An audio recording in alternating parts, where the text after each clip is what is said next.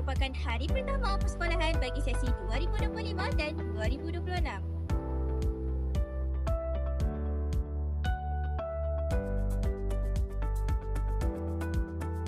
Minggu Mesra Sekolah merupakan program tahunan yang dianjurkan bagi menyambut kedatangan pelajar baru serta membantu semua pelajar menyesuaikan diri dengan sesi persekolahan baru.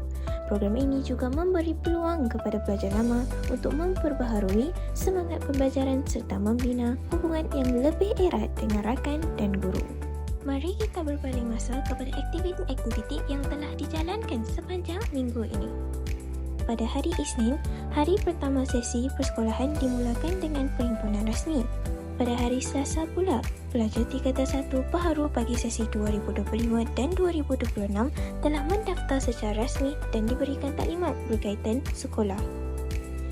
Pada hari Rabu pula, semua calon ketua pelajar menyampaikan manifesto mereka kepada semua warga sekolah.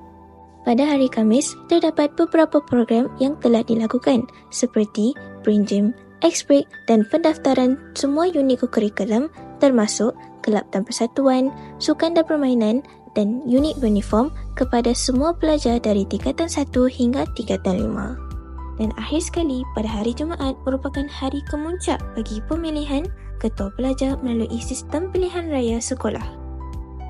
Minggu Mesra Sekolah telah berjaya memperkukuh semangat kebersamaan dalam kalangan pelajar baharu dan lama. Program ini bukan sahaja membantu pelajar baharu menyesuaikan diri tetapi juga memberikan motivasi kepada pelajar lama untuk memulakan sesi persekolahan dengan lebih bersemangat. Semoga pengalaman ini menjadi titik permulaan kepada kejayaan semua pelajar dalam tahun persekolahan ini. Sekian itu sahaja daripada saya, wartawan TV PSS Semashu, Aisyah binti Muhammad Anwar.